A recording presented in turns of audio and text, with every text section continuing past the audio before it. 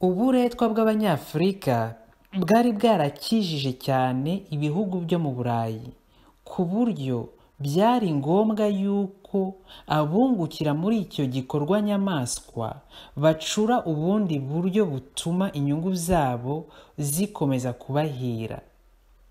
Dukurikije ubuhamya bw'umubyeyi w'Umusuwisi Jean François wapfushije umuhungu we Daniel w'umuhinzi afite imyaka 37 muri 2016, uburetwa burakataje kandi ntibugira isura. Waba uri Umufaransa, Umusuwisi, Umubiligi, Umunyamerika, Umunyarwanda, rubanda rugufi rukubitwa n'iyo nkota.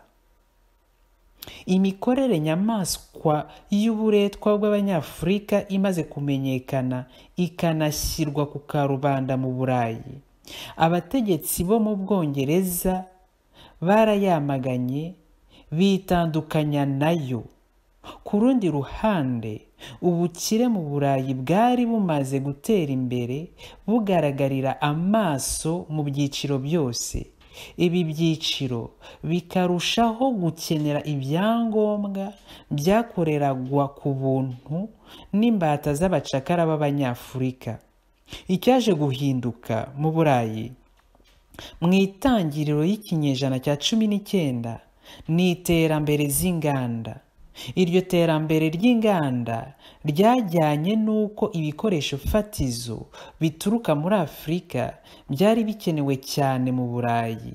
Iryo terambere rikajyana kandi n'uko imbata z'abacakara b'Abanyafurika batari bagikenewe cyane n'Abongereza. Nuko Ubwongereza bwahagaritse uburetwa bw'Abanyafurika mu mwaka w'1807. Kubera ishyari Ubwongereza bwagiriye ibindi bihugu byo mu Burayi bushingiye ku nyungu zaturukaga ku mbata z'abacakara b'Abanyafurika, Ubwongereza bwabisabye mu mwaka w'1815 guhagarika uburetwa bw'Abanyafurika. Uburetwa bw'Abanyafurika si bwahagaze, ahubwo bwariyongereye hagati y'umwaka w'1815 n'umwaka w'1855 kubera ikenerwa ryiyongeraga cyane ry'ibintu mu Burayi. Nuko isoko rya Zanzibar ryabaye isoko rikomeye rya nyuma mu gucuruza imbata z'abacakara b'Abanyafurika. Mu mwaka w'1874, Umwongereza Stanley yashyikiranye n'umutegetsi w'i Zanzibar. Ubwongereza busaba guhagarika ubucuruzi bw'imbata z'abacakara bajyanwa muri Amerika. Izo mbata z'abacakara hamwe na ba kavukire bari bagiye noneho gukoreshwa ku ngufu mu turere batuyemo muri Afurika. Abafaransa, Ababiligi, Abongereza, Abadage, Abataliyani, Abaportugal, Abaespanyol bitwajije intwaro y'impinduka n'amajyambere bagenera ibihugu bashyira mu byiciro by'abakene, bigabanye umugabane wa Afurika mu mwaka w'1884 mu Budage.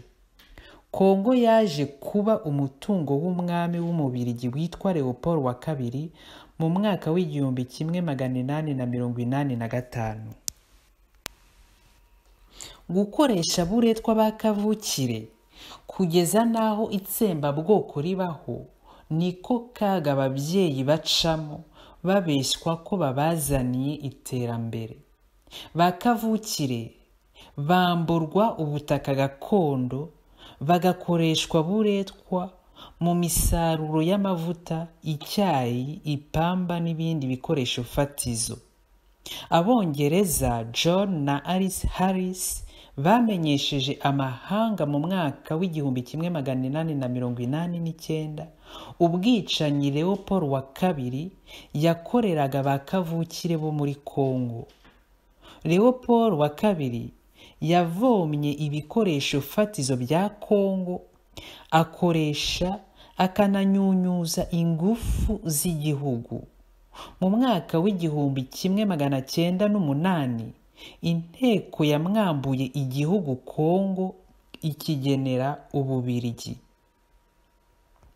Irindi shyano twakomozaho ni ubwicanyi bwakorewe abaerero bo muri Namibia.